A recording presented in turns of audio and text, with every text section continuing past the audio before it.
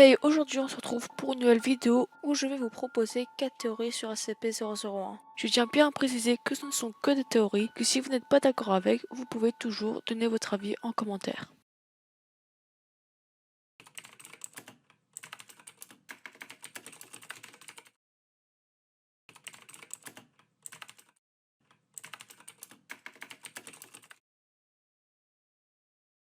Alors avant qu'on attaque les théories, j'ai deux choses importantes à dire. Il y aura une cinquième théorie, ce sera bonus parce que j'ai pensé un peu au dernier moment. Et c'est aussi pour rappeler qui est SCP-001, mais en gros, pour ceux qui sont nouveaux et qui ne connaissent pas encore très bien. SCP-001 est tellement mystérieux et secret que le Conseil 5 a fait plusieurs dossiers sur lui. Peut-être qu'il y en a plusieurs qui sont vrais, peut-être qu'il y en a plusieurs qui sont faux, peut-être qu'ils sont tous vrais ou peut-être qu'ils sont tous faux. Et c'est pour ça que je fais cette vidéo, pour peut-être à peu près savoir qui est le vrai. Voilà, maintenant on peut commencer avec la première théorie. The bridge is falling down, falling down, falling down. London Bridge is falling down, my fair lady. Ma première théorie serait qu'il n'y a pas de réel SCP-001. Laissez-moi vous expliquer. Comme vous le savez, la fondation SCP est tirée d'un site d'écriture collaboratif. Les documents sont écrits par plusieurs auteurs différents. Quand vous regardez toutes les pages sur SCP-001, vous pourrez même voir que certains documents n'ont même pas encore été rédigés. Donc pour résumer, SCP-001 n'existerait pas, qu'il aurait été créé pour montrer les réelles intentions de ce site, qui serait en quelque sorte, je ne sais pas trop comment dire, mais de nous laisser croire en ce qu'on veut et de nous laisser faire nos propres idées selon les CP que nous lisons, ou juste faire parler la communauté. Bon, j'espère que vous aurez globalement compris ce que je veux dire. Mais bon, qu'on soit d'accord, cette version est la moins cool parce que nous on veut savoir la vérité sur SCP-001 et que le réel SCP-001 soit l'un de ces rapports, une vraie anomalie. Alors, on passe tout de suite à la deuxième théorie. The bridge is falling down, falling down, falling down. London Bridge is falling down, my fair lady. Ma deuxième théorie serait qu'il n'y a pas de vrai SCP-001. Encore, laissez-moi parler. Quand vous allez sur le dossier de SCP-184 et que vous cliquez sur le données supprimées, vous tomberez sur une page intitulée Nom de code, la vérité. Je vous lis juste le texte du début. Quelle est la plus simple manière de cacher l'identité de SCP-001? Ce fut une question déconcertante pour l'administrateur qui a écrit la note générale 001 Alpha. Comment peut-on cacher la plus importante anomalie que la Fondation ait jamais rencontrée et qu'elle ne rencontrera jamais? Comment peut-on cacher la source de plus de 2000 anomalies à venir? Comment peut-on cacher l'arme ultime? Comment peut-on cacher l'univers entier? Comment peut-on cacher quelque chose d'encore pire? Comment l'identité de l'administrateur, les circonstances l'ayant mené à prendre sa décision finale sont enveloppées de mystère, et seuls quelques élus le connaissent. Peu importe si la réflexion fut compliquée ou qu'elle soit apparue telle une révélation divine, la réponse fut évidente, à la vue de tout et a fonctionné tel que prévu. Plusieurs fichiers totalement différents ont été mis dans une unique entrée et furent précédés de la mention qu'aucun, ou un seul ou plusieurs, où tout était le vrai SCP-001. La tactique fonctionnait à merveille. Une myriade de démonstrations contradictoires apparut afin de prouver qui avait raison, sans jamais avoir assez de preuves pour discréditer les autres. La plus simple des conclusion fut la plus commune. Il n'y a pas de vrai SCP-001, mais seulement un stratagème utilisé par le Conseil 5 afin d'installer un sens du devoir au personnel de la Fondation, cachant la vérité que toutes ces anomalies n'ont ni d'origine ni d'explication, ou que tous ces fichiers sont vrais et que, par un coup du destin tordu, ils arrivent à coexister d'une manière ou d'une autre. À travers tout ça, une idée récurrente émergea. Très peu pensèrent en dehors des limites. Très peu furent capables de réaliser la vérité.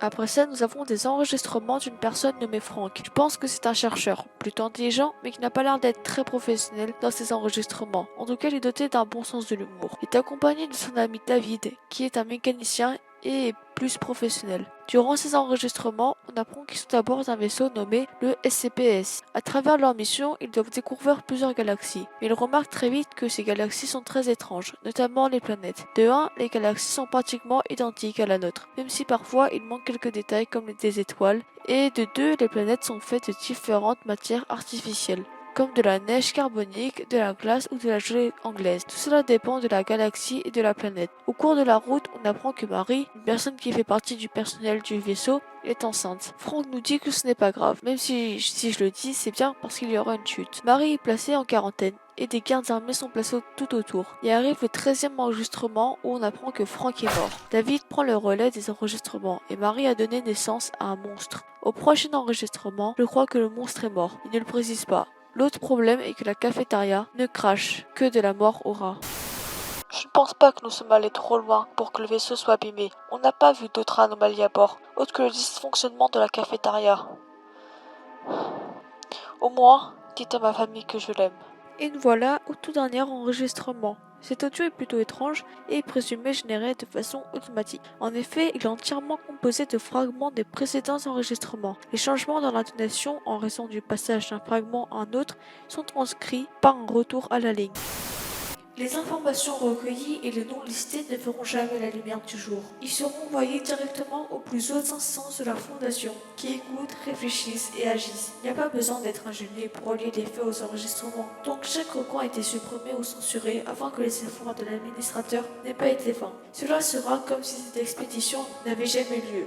Et comme s'il s'agissait d'une anomalie apparue inopinément. Ces informations ne seront plus jamais vues par des yeux humains, jusqu'à ce qu'elles soient à nouveau dévoilées par le destin, simplement enterrées pour cacher la vérité. Quelle est la plus simple façon de cacher l'identité de SCP-001, l'architecte de l'univers et de ses ordres infinis de défauts? Qu'est-ce qu'on peut en conclure? Toutes les anomalies viendraient de différentes galaxies? Peut-être, mais j'ai une autre hypothèse. Je ne vous ai pas présenté SCP-184, donc on va commencer par ça. SCP-184 est un objet lisse métallique de 10 cm de diamètre, de la forme d'un dodécaèdre. Chaque face comporte un trou circulaire et une petite sphère est attachée à chaque sommet. SCP-184 est composé d'un alliage inconnu, mais fortement magnétique, approximativement aussi dur que du laiton. Lorsqu'il se trouve à l'intérieur d'une structure fermée, SCP-184 agrandit les dimensions internes de cette structure sans altérer ses dimensions extérieures. SCP-184 agrandit les dimensions internes de toute structure fermée au rythme de plusieurs centaines de mètres cubes par jour, le processus s'initiant 1 heure après son introduction dans la structure. Initialement, SCP-184 étend simplement les murs de la structure, les pièces devenant beaucoup plus grandes sans que la hauteur de plafond ne change. Cette extension se poursuit jusqu'à ce que les dimensions d'origine de la pièce aient triplé. À partir de cet instant, SCP-184 commence à créer de nouvelles pièces. SCP-184 est apparemment capable de copier des objets contenus à l'intérieur de la structure, créant des pièces meublées cohérentes avec le reste de la structure. Au bout d'un certain temps, cependant, le processus d'expansion semble se corrompre. Par exemple, certains objets sont créés à partir de matériaux inappropriés, livres en verre, micro-ondes en bois, etc. Les pièces prennent une forme bizarre. Certaines portes s'ouvrent sur des murs et des couloirs sont trop petits ou reviennent sur leurs pas en formant un labyrinthe. Les nouvelles structures internes continueront à être de plus en plus étranges, tandis que l'extérieur reste inchangé. Cette anomalie est particulièrement spectaculaire lorsqu'elle se produit dans une maison. Cependant, elle a pu être observée dans d'autres instances, y compris une boîte en carton. Les modifications ne disparaissent pas lors du retrait de SCP-184, mais aucune nouvelle structure n'est créée par la suite. Donc si je vous dis ça, c'est parce que dans un enregistrement, David dit: Ici David, Frank est mort, comme la plupart de l'équipage. Marie a donné naissance à une sorte d'horreur tordue digne de Lovecraft, qui se balade dans le vaisseau, et tue tout ce qu'elle peut. Je ne pense pas que la sécurité pourra l'avoir. Il fallait vraiment que ça arrive à ce de moment. Quel que soit cet endroit, tenez-vous en l'écart. C'est un puissant fond d'anomalie. Il n'y a rien ici que des copies perverties de notre galaxie. Ça ne fait que continuer, encore et encore. Peu importe de quoi cet endroit est fait, c'est sûr que c'est pas la réalité. Ça fait juste que s'étendre, grandir de plus en plus. Ne fait que de s'étendre, grandir de plus en plus. Cette phrase m'a beaucoup fait penser à SCP-184 qui, comme on vient de voir, grandit des structures. Ah oui, et aussi n'oublie pas dans le dossier de SCP-184, ils disent aussi que l'objet peut copier des meubles qui sont déjà dans la structure, mais qu'au bout d'un certain temps, le processus semble se corrompre, par exemple en créant des objets à partir de matériaux inappropriés. Et dans les enregistrements, David dit que les galaxies ne sont que des copies ratées de notre galaxie. Et encore une fois, les étoiles et les planètes sont faites de crème glacée, chlorophylle liquide ou de glace, enfin, les choses les plus insolites. Donc voilà ma conclusion. SCP-184 nous aide à comprendre d'où viennent ces anomalies. Les meubles corrompus sont les planètes et les étoiles, et les galaxies sont les structures. Et le monstre dont Marie a mis au monde serait une copie ratée de la race humaine ou d'un animal aussi. Donc oui, toutes ces anomalies viendraient d'autres galaxies. Je trouve celui-ci très intéressant et je trouve même que c'est le plus concret. Après, dites en commentaire ce que vous en pensez. The bridge is falling down, falling down, falling down.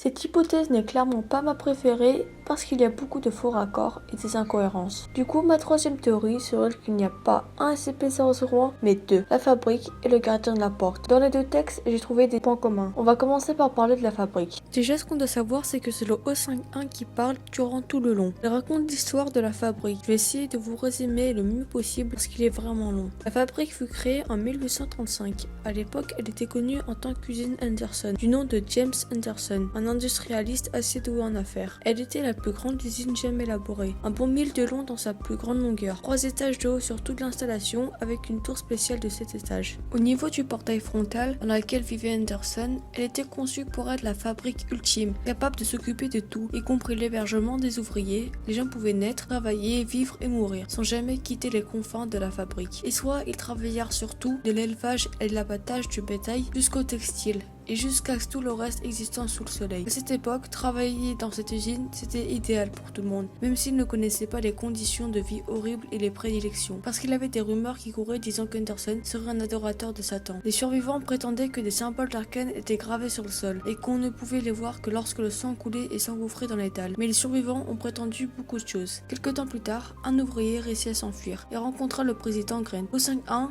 qui raconte l'histoire était à ce moment-là un militaire et n'était pas censé être connu du grand public, avec une équipe de 150 hommes et femmes qui sont allés dans la fabrique. Ah oui, aussi ce que je n'ai pas précisé, c'est que là-bas si quelqu'un était blessé ou malade, il n'y avait pas d'infirmière, et si une personne était vraiment beaucoup blessée, elle était évacuée par la sécurité et on ne la voyait jamais revenir. Donc comme vous devez sûrement vous en douter, les hommes blessés étaient pris pour faire des expériences et ils ne ressemblaient plus à rien. Ils avaient des bras en plus fusionnés avec des animaux, enfin les pires choses à voir. Bon, je vais faire un grand pas dans le texte. Il y avait plusieurs pièces avec des objets anormaux et l'O55 réunit ses officiers les plus hauts gradés. Chacun avait des idées différentes comme vendre ces objets, d'autres qu'il fallait les détruire ou bien les donner au président. Enfin, je vais pas tous les faire. Chacun fit ce qu'il voulait avec les objets et le groupe commença à se disperser. Au final, il ne resta que 13 personnes. Il faut être un génie pour comprendre qu'ils représentent le Conseil O5. Ils commencèrent à expérimenter ces objets sur des classes D. D pour débarrassable. La fondation SCP commença à se créer. Arrive l'année 1911. La fabrique se fait attaquer par des fées. C'est comme ça qu'ils les appelaient. Elles ressemblaient aux humains, mais la seule différence était une allergie au fer. Tandis que les fées attaquaient la fabrique, l'O51 fuyait jusqu'à tomber sur une porte. Je vais vous lire la fin du texte.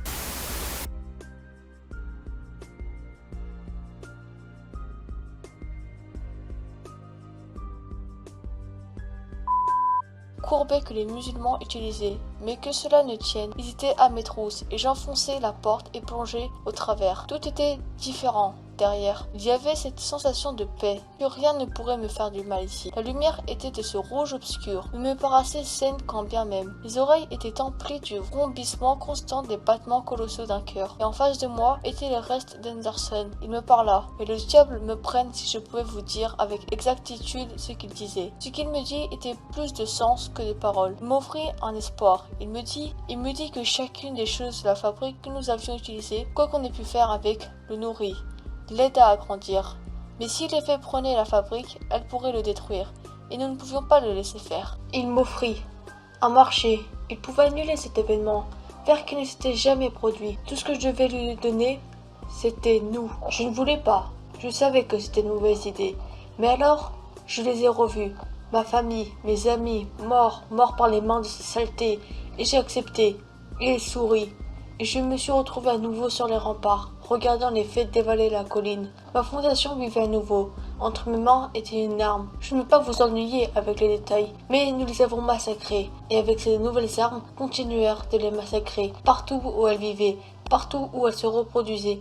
Mes camarades au sein questionnèrent ma décision, pensant qu'on devrait en laisser quelques-unes, au cas où on en aurait besoin un jour. Je leur passai outre. Nous quittâmes la fabrique, on la ferma, déménageâmes nos biens hors de là. Nous renommâmes les choses en protocoles de confinement spéciaux, pour nous concentrer sur leur confinement, sur rien d'autre. Les autres étaient curieux, mais comprirent que j'avais mes raisons. Je condamnai la fabrique, la verrouillai, l'enterrai sous une tonne de caillasse, disant qu'elle était trop dangereuse. J'ai cru que je m'en étais tiré, jusqu'à ce que je trouve une chose sur mon bureau, un des pistolets jouets qui tirait des vraies balles. Il portait le label de la fabrique. J'ai envoyé des gens à l'intérieur, de temps en temps, pour voir ce qu'ils pouvaient y faire. La dernière fois que j'envoyais des gens pour vérifier, il n'y avait rien là-bas. On a continué de trouver des objets de la fabrique à l'extérieur. Je ne peux pas m'empêcher de penser à combien d'autres on ne retrouvera pas, aux gens qui les retrouvent et qui les gardent cachés. Je repense au corps qui me disait que chaque objet utilisé donnait de l'énergie à la fabrique. Je ne lui ai demandé de l'énergie pourquoi. Je ne pense pas que je vais savoir. Qu'est-ce qu'on lui donne?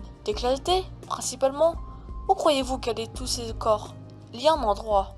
Les corps y sont laissés. Ils disparaissent. Tout le monde pense que je suis un génie pour avoir trouvé ça. Parfois je dois le nourrir d'autres choses. Des chercheurs, des agents, ils ne savent jamais quand ils arrivent. Il tend simplement le bras et il les prend. Mais au final, nous faisons mieux d'en être là. Quoi que veuille la fabrique, quoi qu'elle soit, on s'en tire bien. Ici, je dois croire ça. Maintenant vous savez. Vous êtes content? Ça m'étonne. Pourquoi dites-vous, je me fais vieux, Everett? Si je venais à mourir, quelqu'un se devrait de continuer à la nourrir. Peut-être que vous serez différent. Peut-être que vous trouverez comment me faire face. Mais j'en doute. Il était un peu long le résumé, mais je fais de mon mieux. Maintenant, je vais vous parler du gardien de la porte. SCP-001 est une entité humanoïde d'approximativement 350 mètres de haut, située dans un emplacement tenu secret près de l'intersection entre le Tigre et l'Euphrate. Sont connues à propos de l'entité les caractéristiques suivantes. Un certain nombre d'appendices lumineux ressemblant à des ailes émergeant des épaules, du dos, des tempes, des chevilles et des poignets de l'entité. Bien qu'un compte précis n'ait jamais été établi, la plupart des observateurs placent le nombre entre 2 et 108 avec un nombre moyen de 4 ailes. SCP-101 possède une arme, qui semble être un couteau ou une épée nommée SCP-001-2. Selon des études spectrographiques, l'arme semble émettre des flammes à une température rivalisant avec celle du Soleil. Malgré la chaleur intense dégagée par SCP-001-2, l'environnement autour de l'entité ne semble pas être affecté. Toute entité approchant à moins d'1 km de SCP-001 est immédiatement touchée par l'arme et supprimée de l'existence. Toutes les actions hostiles menées contre SCP-001 se sont soldées par une annihilation, et ce sans prendre en compte la distance entre celui-ci et SCP-001. SCP-001 semble être debout, la tête baissée dans un geste de prière, en tenant SCP-001-2 dans ses mains en face de lui, la pointe dirigée vers le sol. Depuis la première fois qu'il fut observé par le fondateur, il y a plus de ans, SCP-001 n'a pas changé de posture. Les sujets humains exposés à SCP-001 ont signalé avoir entendu une voix dans leur tête, leur donnant une directive qui ne pouvait pas ne pas être suivie. La directive la plus connue est oubli, ce qui a pour résultat de faire éloigner le sujet de SCP-001 et de lui faire oublier qu'il l'a rencontré. Toutefois, en de rares occasions, d'autres directives ont été données. Parmi les plus célèbres fut celle donnée au fondateur, Prépare, qui a revendiqué comme l'impulsion de la formation de pour cataloguer et confiner tous les artefacts représentant une menace sérieuse envers l'existence de l'humanité telle que nous la connaissons. Cette organisation est aujourd'hui connue sous le nom de Fondation SCP. Ceux qui ont observé SCP-001 rapportent que celui-ci semble se tenir devant une porte aux proportions immenses. Des photographies à longue portée ont occasionnellement détecté ce qui semble être un jardin au-delà. Il contient de nombreuses entités de même composition que SCP-001, ainsi que plusieurs arbres fruitiers de composition inconnue. Il faut noter particulièrement la présence de deux arbres et de proportions immenses qui semblent être au centre du jardin. L'un semble être un simple pommier, tandis que le deuxième porte des fruits inconnus sur Terre, décrits comme. Il est une croyance avérée du fondateur que la porte que SCP-001 garde puisse être la porte pour. Si l'on croit des similitudes entre d'anciens textes babyloniens et les rouleaux de la mer morte, dans ce cas, on peut en déduire que l'entité connue sous le nom de SCP-001 puisse être. Beaucoup de personnes disent que 001 garderait le jardin d'Éden, ce qui me semble logique. Maintenant, on va voir un addendum très important dans le dossier. Au début de la lecture, tout semble dans les normes, mais il suffit d'un peu plus avancer pour voir un message caché, même si ce n'est pas très bien caché. Déclenchez la procédure d'urgence Patmos Omega. Attention à tout le personnel de la Fondation. Le message suivant fut reçu approximativement ce matin en provenance du site 0. SCP-001 a bougé. La porte est ouverte. Ils arrivent. Oh Dieu, c'est tellement magnifique. Le Seigneur règne. Le Seigneur a régné. Le Seigneur régnera. Le Seigneur règne. Le Seigneur a régné. Le Seigneur régnera pour toujours. Le Seigneur règne. Le Seigneur a régné. Le Seigneur régnera. Le Seigneur règne. Le Seigneur régné. Le Seigneur régnera pour toujours. Le Seigneur est Dieu. Le Seigneur est Dieu. Le Seigneur est Dieu. Le Seigneur est Dieu. Le Seigneur est Dieu. Le Seigneur est Dieu. Le Seigneur est Dieu. Le Seigneur est Dieu. Le Seigneur est. Écoute Israël. Seigneur notre Dieu, le Seigneur est unique. À cause de la confluence de cet événement avec les récentes brèches de confinement de SCP-995, l'ouverture de SCP-616 et l'activation de SCP-098, la Fondation doit immédiatement débuter les préparations pour un scénario des fins du monde de Class XK. SCP-076 et SCP-073 doivent être sécurisés immédiatement.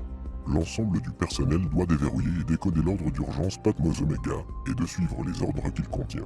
Le site 19 doit être sécurisé et tous les SCP et membres du personnel non essentiel doivent être supprimés, détruits. Je répète, à cause de la confluence de cet événement avec les récentes brèches de confinement de SCP-995, l'ouverture de SCP-616 et l'activation de SCP-098, la Fondation doit immédiatement débuter les préparations pour un scénario de fin du monde de XK. SCP-076 et SCP-073 doivent être sécurisés immédiatement. L'ensemble du personnel doit déverrouiller et décoder l'ordre d'urgence Patmos Omega et de suivre les ordres qu'il contient. Le site 19 doit être sécurisé et tous les SCP et membres du personnel non essentiel doivent être supprimés, détruits. Je répète, à cause de la confluence de cet événement avec les récentes brèches de confinement de SCP-995, l'ouverture de SCP-616 et l'activation de SCP-098, la Fondation doit immédiatement débuter les préparatifs pour un scénario de fin du monde de Class XK. SCP-076 et SCP-073 doivent URNT être sécurisés. L'ensemble du personnel doit déverrouiller et décoder.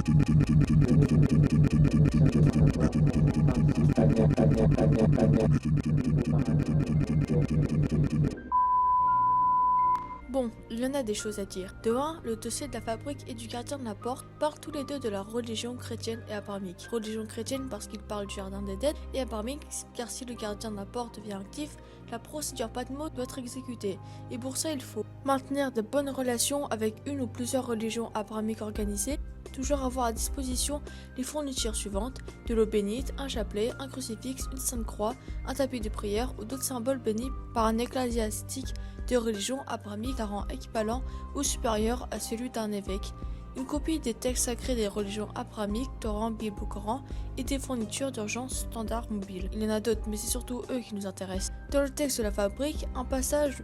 Enfin, je vais directement vous le dire, ce sera plus simple. En effet, vous avez été alerté quand vous avez commencé à creuser sur le sujet de SCP-001. Tous les chercheurs qui ont travaillé là pendant un moment y fourrent leur nez un jour. La plupart sont satisfaits quand ils découvrent l'ange avec l'épée ardente, qui est déjà enterré assez profond. Mais vous vous êtes mis à apprendre sur la fabrique.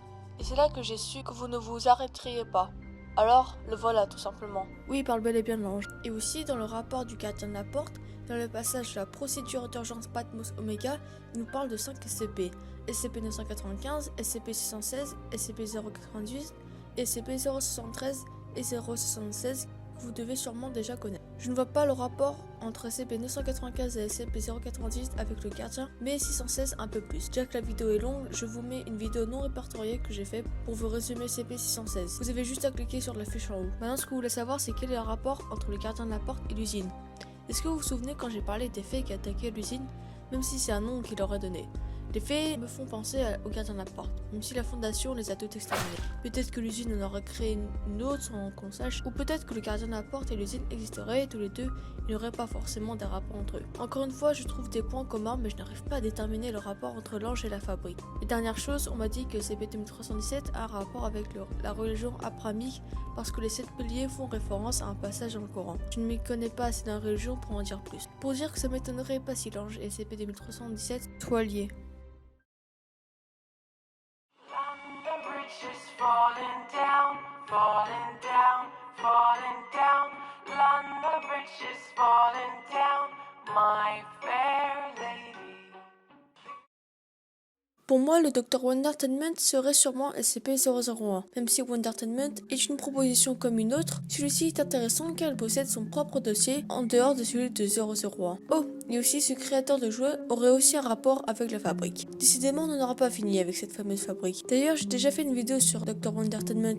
Je l'affiche en haut à droite de votre écran et dans cette vidéo, je montre aussi mon vrai visage pour les plus curieux. Maintenant, étudions son dossier. Au départ, son dossier semble tout à fait normal, mais quand on arrive à la fin, on commence un peu à se mettre en doute. Ensuite, nous sommes amenés à une autre page. Cette fois-ci, il est classé Euclid parce qu'avant il était de classe Safe. Le dossier est le même à l'exception de quelques changements comme l'addendum 001-1 qui son histoire change change complètement. Mais on y reviendra après. Après, il y a encore un autre dossier. Là, il est Keter. Et c'est à ce moment-là qu'on comprend clairement que c'est lui qui parle et non un docteur de la fondation qui écrit le document. Le dossier suivant, il est classé Thomiel, mais on s'en fiche de celui-là. Je vais vous parler du dossier Apollyon et neutralisé. SCP-001 est une entité de niveau divin communément appelée Dr. Wondertainment. Il s'agit d'un plieur de réalité de classe 5 capable d'altérer ou de briser totalement tout principe fondamental sur lequel est basé le cosmos. Concentrant ses aptitudes dans la création d'une variété presque infinie d'objets anormaux, il distribue ses articles d'un simple claquement de doigts depuis n'importe quel endroit dans l'univers où il se trouve sur le moment, ce qui peut être littéralement de n'importe où. Pensez-vous que ces petits bibelots portant mon nom dessus étaient toute l'étendue de mes créations? Vous pensez vraiment que j'étais une petite créature insignifiante? Je ne suis pas un simple fabricant de jouets, fondation, pas une simple crapule. Je suis un dieu, le dieu du chaos, le précurseur de la démence, le progéniteur de la folie et le fléau de tous ceux qui essaieraient de ligoter l'univers dans la récurrente chaîne d'ordre. J'ai tiré sur les rebords de cet ordre et je l'ai dénoué, créant et libérant ces mêmes anomalies que vous cherchez à contenir. Tout cela pour vous montrer à quel point l'univers peut être merveilleux, incroyable, effrayant et mortel. Vous voulez des exemples de mes créations? Dans ce cas-là, regardez la liste des anomalies collectées Fondation. Regardez l'unité des incidents inhabituels, le bureau pour la réclamation des artefacts islamiques, la collection mondiale occulte et tellement d'autres. Je les ai créés, je les ai tous créés, du sûr le plus inoffensif au Keter le plus cauchemardesque. Ce sont les miens. Et maintenant, on est cool? Le cirque de l'inquiétant, Marshall, Carter and Dark, l'église du dieu brisé, Anderson Robotics, la 5e église et bien plus encore. Mes institutions, les miennes, j'ai fondé chacune d'entre elles, créé tous leurs artefacts, leurs leaders, leurs dieux. Quand vous combattez des gens, comme Fuller, Ion et Mekan et le faux du roi écarlate, vous vous battiez en fait contre moi. Je suis chacun d'entre eux, je suis tout ce dont vous avez peur et que vous ne comprenez pas. Je suis le dieu du pur chaos et vous serez entraînés par mon pouvoir. Vous allez tomber et vous décomposer dans le néant. Vous vous inclinerez devant moi, misérable, pathétique. Attendez, désolé, j'ai un appel sur l'autre ligne. Non, ouais, je dois y répondre. J'en ai que pour un instant. Ah oui, salut, je suis de retour. Désolé pour ça, vous savez ce que c'est. Enfin bref, je suis presque certain que vous l'avez déjà compris. Je n'ai pas, en réalité, été 100% honnête pendant tout ce temps.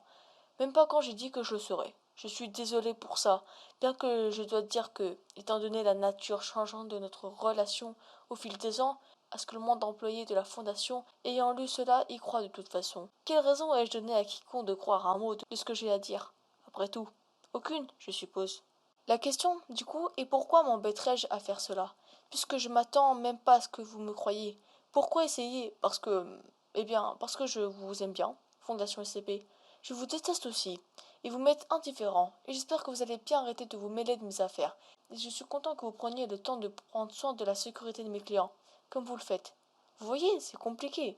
Mais après tout ce temps, on a été amis, ennemis. Je sens que vous méritiez en fait un petit quelque chose qui va vous permettre d'assembler ensemble quelques pièces du puzzle du Dr. Wondertainment. Pas toute la vérité, peut-être, mais quand même quelque chose de concret. Vous voyez, je suis tout ce que je dis. Je ne suis aussi rien de tout ça. Et peut-être le plus sincère de tous, je n'ai plus aucune idée de ce que je suis. Ça semble important, n'est-ce pas, de modeler tout ce qui vous entoure en forme facilement compréhensible. C'est ce que vous essayez tant de faire tout le temps. Évidemment, la Fondation, spécifiquement, et la race humaine en général. Et je sais pourquoi vous faites ça, croyez-moi. Un manque de connaissances est une chose très dangereuse. Des civilisations entières se sont fait engloutir par leur propre ignorance. Et du coup, vous continuez de dessiner des motifs sur tout l'univers pour garder à l'écart cette folie hurlante qui vous entoure.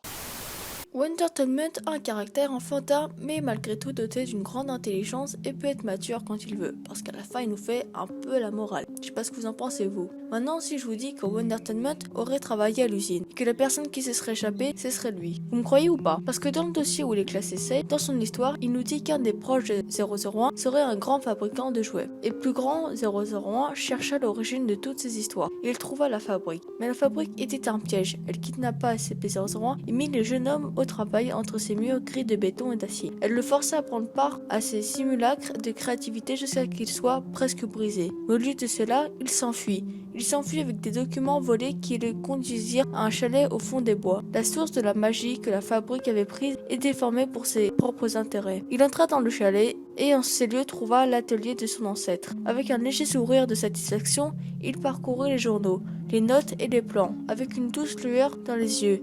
Il prit les outils de son nouveau métier. J'ai pas besoin de plus argumenter parce que je pense que vous avez très bien compris où je veux en venir. London Bridge is falling down, falling down, falling down.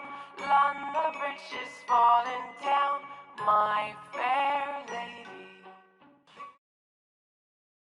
Cette dernière théorie, je la tiens surtout de SCP Exploring. Je ne vais pas vous expliquer en détail qui est l'administrateur, parce que oui, on va parler de lui. L'administrateur est aussi un personnage très mystérieux. Le rôle de l'administrateur au sein de la Fondation SCP est souvent vague, constamment associé à plusieurs chefs d'État de puissance majeure et au fait de représenter les intérêts de la Fondation auprès d'eux. Ces informations, au moins, ont l'air d'être vraies, en assumant que l'administrateur existe seulement si on en croit des rapports. Chaque administrateur possède des traits anormaux qui pourraient être des facteurs décisifs pour accéder à cette position, telle qu'une protection partielle envers les basculements de réalité et une longévité accrue. La position de l'administrateur vis-à-vis au commandement au 5 n'est pas évidente. L'administrateur pourrait occuper une position semblable à n'importe quel membre du conseil, mais pourrait être moins puissant ou plus puissant selon la situation, ou selon un moment précis. Pour toutes ces raisons, l'administration apparaît souvent comme un joker assez mesuré tout de même. Il semble y avoir plusieurs administrateurs durant l'existence de la fondation, et aucun rapport ne fait état plus d'un en même temps. Moi je pense que l'administrateur serait capable de voyager dans plusieurs réalités différentes, parce que dans le texte,